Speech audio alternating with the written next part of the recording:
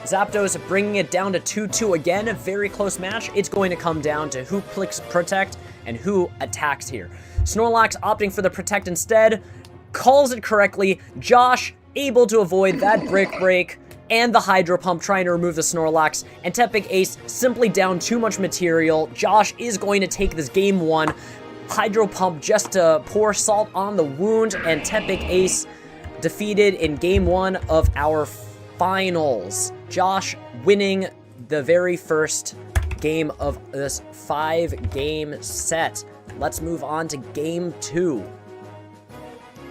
In game 2, both players having to review their options. It's a very non-traditional Orre Coliseum match because neither player has Metagross. Both players opting to use alternatives.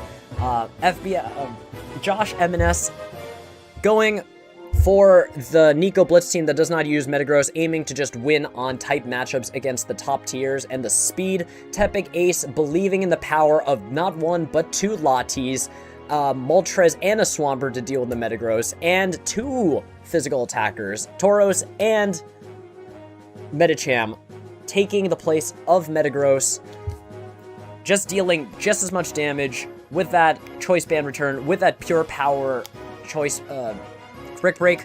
It's going to be great as we see this game 2 go on. Congratulations, both players. Let's go on.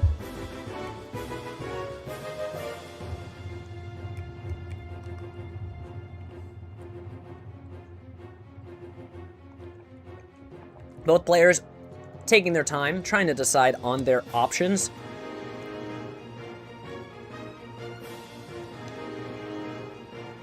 The timer has been turned on. Like all other Orre Cups, there is an 18-turn limit after which tie breaks will be applied. Both players sending out their Pokemon. Josh sending out Latias and Zapdos, and Tepig Ace sending out Latias and Medicham. With the speed advantage, Josh's Latias is able to move first, is able to click Thunder Wave. It does not work into Cherry Berry, but it does work into this Medicham. It's instead Josh opening up, gets some damage, as much damage as possible, just goes for 2 attacks immediately, does not care about the threat of Shadow Ball. Icy Wind misses this Latias, and all of a sudden, with that Icy Wind miss, Latias is able to threaten an attack into this Medicham without fear of Shadow Ball. It's looking really good for Josh M&S right now.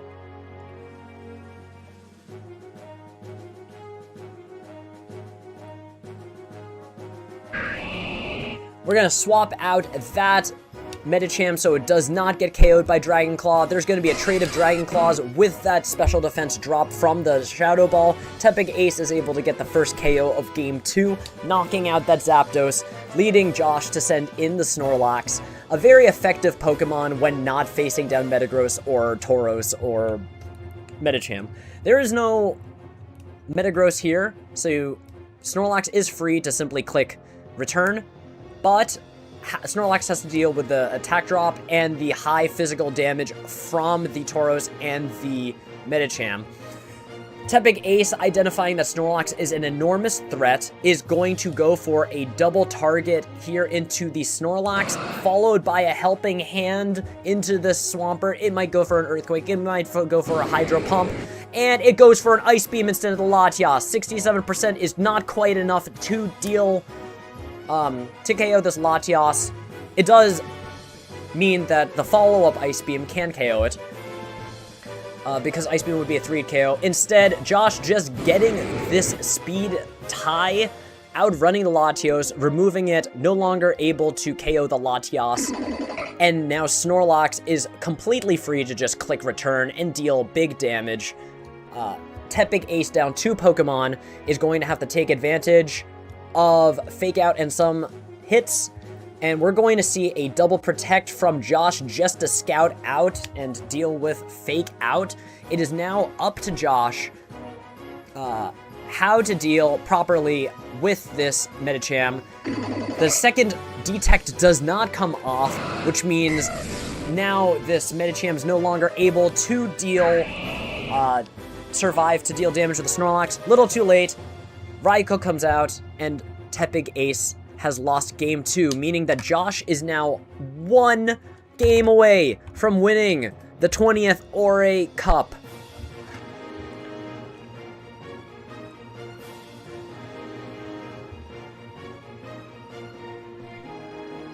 It's really down to how well Tepig Ace can adjust to all of these very safe plays with this very safe standard team used by Josh M&S, or should I say standard, mostly standard. There is a Smeargle, of course. There is no Metagross.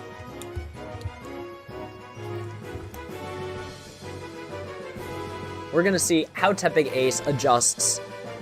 Josh got the advantage in Game 1 with some really good luck, dodged the Icy Wind in Game 2, but also was just clicking attacks and making safe plays. So we're going to see how Game 3 turns out.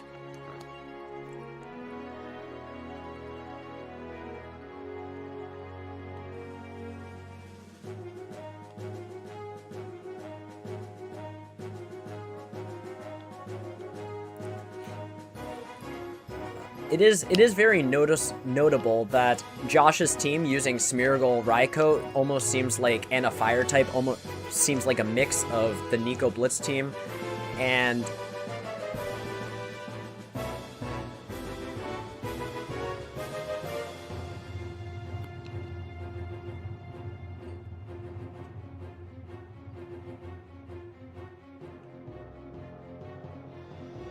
we are going to be going into this Game 3.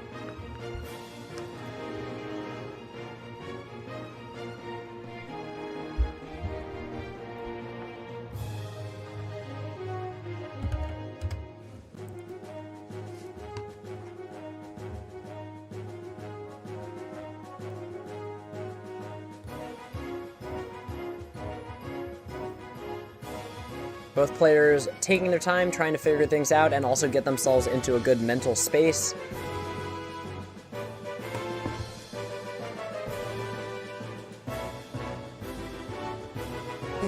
We're going to see our Game 3. Tournament point for Josh M&S. 3 wins for Tepig Ace to win this tournament.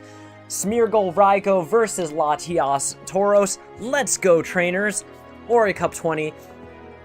We have an immediate attack drop onto this Raikou and the Smeargle. The Smeargle does not, again, have Protect. It has Fake Out, Super Fang, Helping Hand, and Spore, threatening Big Spore onto this Latias and to this Tauros.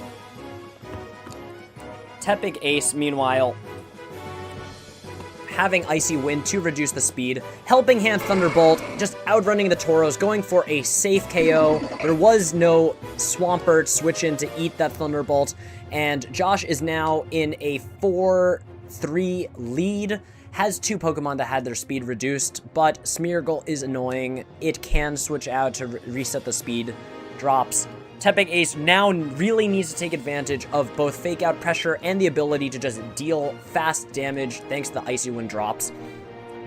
Without a Metagross, Josh just does not have a safe switch in into Icy Wind, which means Tepig Ace is able to go for a KO onto the Smeargle, followed by an Icy Wind discovered attack to reduce the speed of any switch in. Unfortunately, Josh getting extremely lucky. Gets the paralysis onto the Medicham, who would normally outrun the entire team. And the threat of Icy Wind plus high damage fighting type is no longer there. Simply unable to do it. We see the crunch thanks to the paralysis. Medicham no longer able to outrun.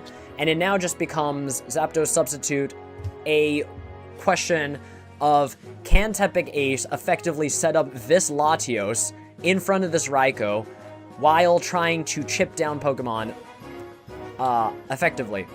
We are going to see a double target into this Latios.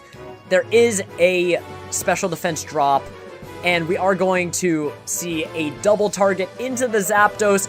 Josh does not care about Protect here, is just throwing out attacks, trying to win the game. And Tepig, instead, correctly calling things. Now, it is down to Snorlax taking on double Latis. The Zapdos just protected. Can this Latios and Latias deal with the Snorlax threat? Another Dragon Claw, Zapdos down, return going into the Latios, Tepig in a excellent position, Helping Hand, Dragon Claw, going to do 89%! Return! Is it going to matter? We'll see. With this leftovers, Josh is now forced to leftovers stall and then have to get 2 returns or a critical hit return in order to KO this Latios. Josh instead going for a second protect, thinking that there is not enough HP left from the leftovers recovery. Dragon Claw is going to deal over around 100 damage, which means it'll come down to whether Snorlax can get a second protect this time. It is 100 HP. We're going to see if it's a second protect. There's no second protect. Dragon Claw hits, 1 HP, return hits, Latios faints, and your Orre Cup 20 champion is Josh M&S. Let's go, trainers! Congratulations to Josh M&S, who has just won Orre Cup 20. Josh has just won $30 US, and Tepig Ace, well played, has won $20 as the runner-up. Congratulations to players for their participation, as well as all other trainers in this tournament. There was quite a lot of luck, but this was first mitigated by having a best of 5 set, and second, there were strong plays made by both sides. Josh was able to come out making some very strong plays with a semi-standard team, and with that, we have our Orre Cup 20 champion. We're going to be going into our winner interview just a moment. Just need to change permissions.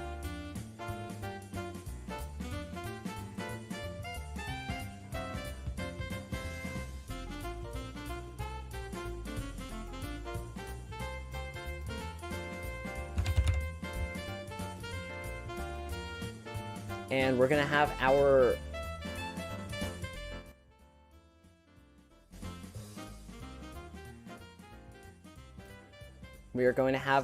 winner's interview.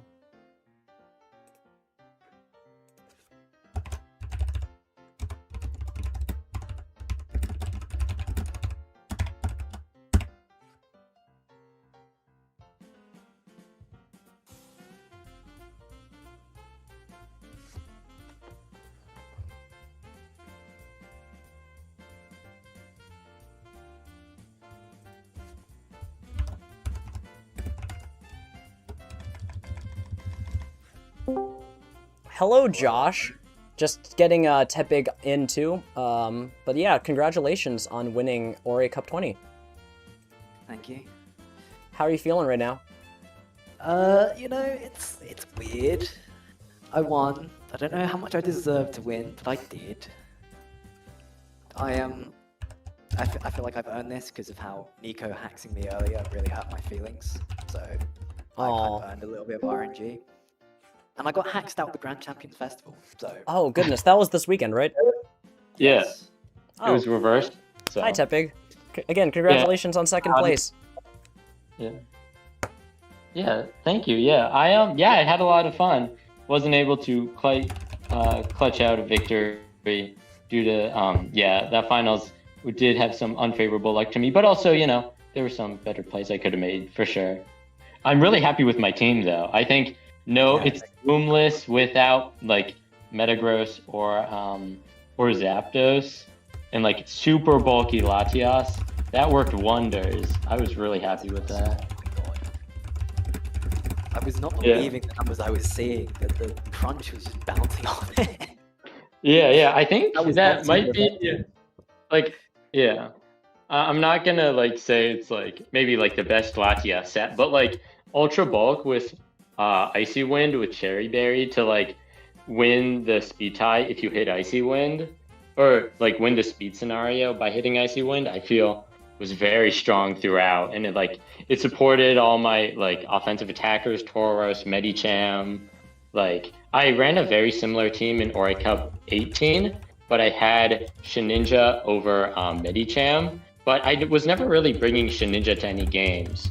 So I was like, and I was really struggling against Snorlax. So I was like, I think Medicham is like the perfect piece to like round out the team. So, and I think it proved to be quite formidable for sure.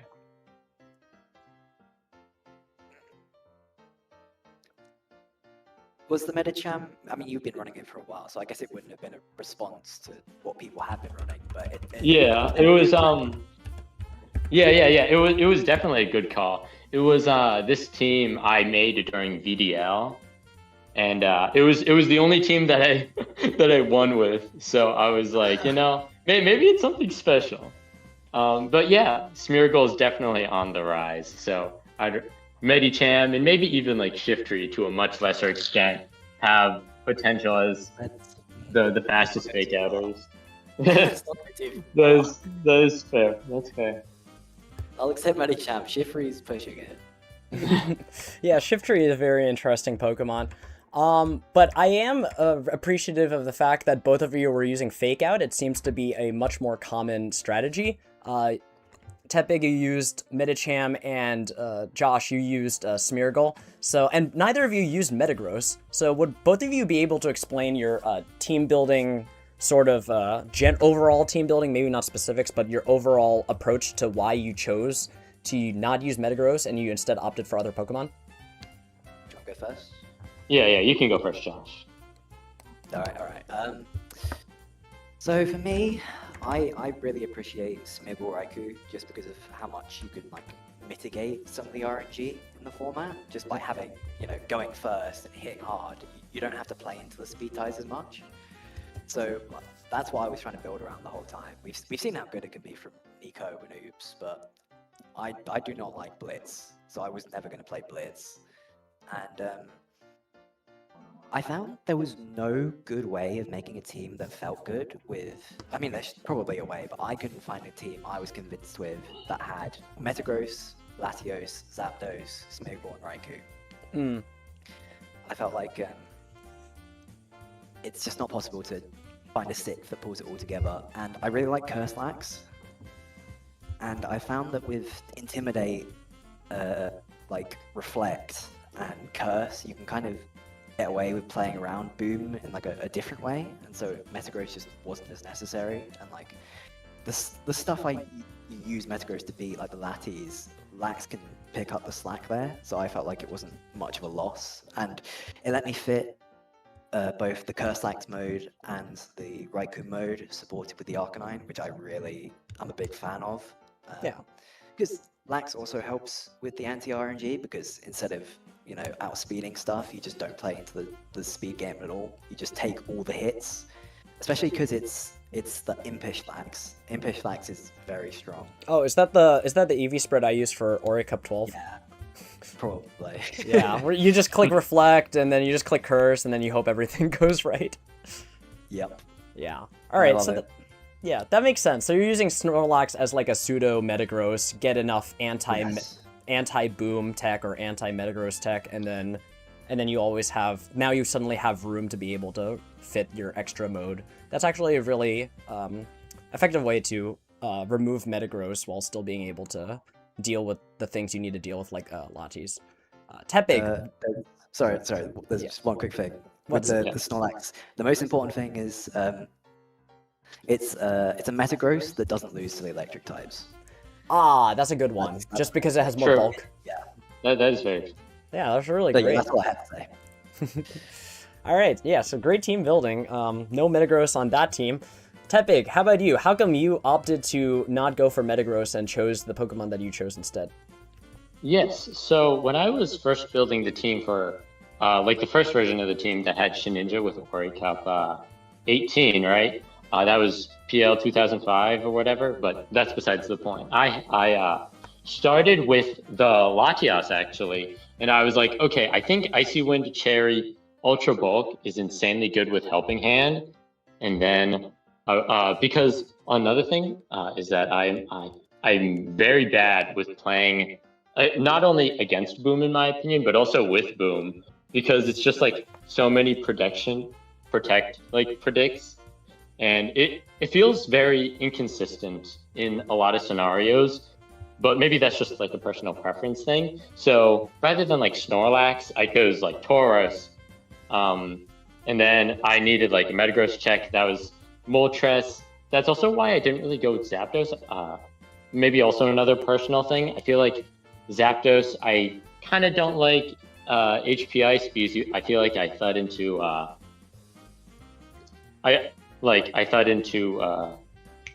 with HP Ice you thud into Swampert, of course, and then with HP Grass you thud into the Latias. And I was like, with like, I don't know, maybe with my brain it's like the illusion that Zapdos could like maybe do something against Latios and Latias. I like how like linear Moltres is. Oh yeah, Maybe I like just you have know small you IQ, can't beat but, like, Latis. Yeah, it's like Moltres versus Metagross, 100-0 matchup right there. Yeah, yeah. So without, I don't really have like definitive answer why no Metagross. It just didn't really fit on the team. I probably did try out Metagross at some point, and also I really like the defensive core that the Latis have with Swampert. That's also another big thing. Yeah. Where, you know, HP Grass is the only thing that really does significant damage to Swampert. So resulting in the Latis resisting Hidden Power Grass being very useful. So that also seemed like very simplistic in like how could I approach certain game plans and like play around Hidden Power Grass. Yeah, and one thing to note, I was looking at your team, like, yeah, you have some difficulties with Metagross in Latias, Latios, and Tauros, but then you have, like, Metacham's about even, but you have, like, 2 Pokemon that just say, hey, I don't like Metagross, I'm just gonna stomp on it.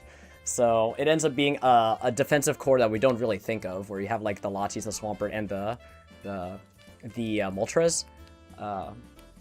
So that's a very unique team building that you had there, and you were able to balance it out with that Icy Wind Latias. I was really impressed by what Icy Wind Latias plus Metacham was able to do. Just get Fake Out, get Icy Wind, blow things up with Brick Break or Shadow Ball, and then even if you get KO'd, it doesn't matter. You already took like 2 mons. Yeah, that was really nice. When I only had Tauros as like my premier like physical attacker that was also fast or relatively fast. Yeah. It like CB is again like a very double-edged sword kind of thing. So Medicham giving not only fake out pressure, so extra leeway to click Icy Wind, but also being able to really not play as many mind games of like, oh, should I return into Gengar or predicting the switch, or should I Hidden Power Ghosting into Gengar? You know? Yeah. Yeah, so definitely one of the weaknesses of my team. I would definitely say White Herb Gengar because like it ignores like the Icy Wind as well as like threaten Shadow Ball on for decent damage, and also possibly Boom. That was one of the big pieces that Akiak was able to beat me with. Yeah. That White Herb Gengar threatening both Boom and like other attacks as well. Yes. But yeah, and overall, you're able to make it to second place. Josh, you're able to make it to first place. Now that you've both performed this well, what do you two plan on doing with Pokemon for like the foreseeable future? Like maybe the next few months or so? Any tournaments you're thinking of or formats you want to play? Oh wait, yeah, Josh, you go first. Genuinely, nothing until after Worlds. All right, cool. So you're just gonna rest and then just wait until the season starts again. Reg MV sucks. I'm not playing it anymore. Yeah, it's pretty dreadful. It's pretty bad. To be fair, I enjoyed the Grand Champs Fest while I was playing it. Have you seen the results of that tour? I actually haven't. No. 6 people in top 8 are using Venusaur. Oh yeah, that sounds really ugly. Charizard. Oh, Venusaur. So we're back to Venusaur. I just said Venusard. Yeah. Aww. The number 1 archetype is Charizard Rain. The second best is Toxapex. I'm not touching Yeah, I hate Toxapex. Toxapex is... oh my goodness. It's, interesting Mon. Interesting Mon. Mm-hmm. Yeah, at least for me, I actually plan on... like, I've been very slow at it, but I've been thinking about maybe firing up my YouTube channel, actually making some, like, serious content. I I have a lot of ideas that I would want to do for YouTube videos. So like, if that sounds interesting, of course you could subscribe to my YouTube. There's nothing on it right now, but you could of course go there in expectation for things. I'm been working on like kind of just like the framework of what I want the channel to be. I have like a script for Orre Cup 19 in the works. Oh, sick. Maybe I'll also make a script for this tournament as well, especially because like the team is my team is pretty interesting compared to like, like Big Four or whatever. So yeah, that's me. I have no real tournaments in mind. I mean, of course, the 2013 GS Cup tournament that's going on right now that I'm a part of, as well as the 2013 Draft League, which are all good fun. Yeah, all right. Well, shout outs to your YouTube channel and to also taking a little bit of break and waiting out, chilling, play some 5th GS, and then just wait until we see what goes along. So, again, thank you to both of you for playing it out this long, for putting it on your all. I will send you payment info soon this week. Congratulations, Tepig. You get $20 US dollars. Oh, what? Josh, You get $20? yeah, you get $20. I was gonna make a joke. I was like, oh, thank you for sending me $0 through the mail. No, it's no, $20. And since you're American, then you get the full 20. For Josh, I have to decide if I want to pay for the transfer fee or not. But at the very least, I'll send 20. Thank you. That's so generous, actually. Yeah, Thank you, Josh, Steve. you have to deal with currency conversions. I'll probably just cover it. So again, thank you both for joining us, for doing this interview. Thank you to everybody who watched us in our 20th Orre Cup. It's been an amazing time having such a long-standing community with players who have been dedicated for this long. I'm happy to that we, as a community, have gotten to our 20th tournament, and we have a lot more to look forward to. We have, first, we will probably be exploring other formats for Orre Cup 21. We'll probably be doing a Mount Battle, another Mount Battle sometime this year. In terms of in-person tournaments, there is the Journey Across America tournament at Long Island Retro Gaming Expo. I'm going to be hosting that, and we're going to try to get some Journey Across America competitors from 2006 to show up. But it's mostly going to be, younger players, and if anybody is in the U.S. Northeast, please come out to Long Island. I will be glad to meet you and hang out with you. And the last most exciting thing for our community that's going to be taking place in the next year or so is the introduction of GB Link. GB Link is a project that is currently in like the beta stage, and they're going to be releasing a version 2 of it. It's a device that lets you connect your computer to a Game Boy Advance or Game Boy regular link cable, and it's very just plug and play. You plug it in, and then you can essentially you go onto an online website, and it sort of spoofs in real time link cable connections as if you're playing on a link cable with somebody on the GB or GBA. This opens a lot for our community, since it means we'll be able to play Generation 3, not on Showdown. It's not quite XT, but we'll be able to play on GBA versus GBA with original hardware. And with that, people will have hopefully more incentive to get the games, to train their own Pokemon or acquire their own Pokemon in whichever they need to. And they can have battles with each other around the world, and it will be not quite the accuracy of Pokemon XD. There are still some quirks to GBA, some glitches, but it will be more accurate than Showdown for other instances, such as the screens glitch. Unfortunately, there will be no timer on GBA, so they'll have to be enforced between players, but we probably will be able to do on-card tournaments, which is going to be exciting. It's going to be, it seems easy to use the device, so I expect an explosion of popularity for Orre Coliseum and its various formats. So again, thank you very much, Tepig, and thank you very much, Josh, for your efforts and for your successes in this tournament. Thank you, everybody, for watching, and we will see you at our upcoming, in any upcoming tournaments. I believe there's an upcoming Gen 3 Smogon team tour.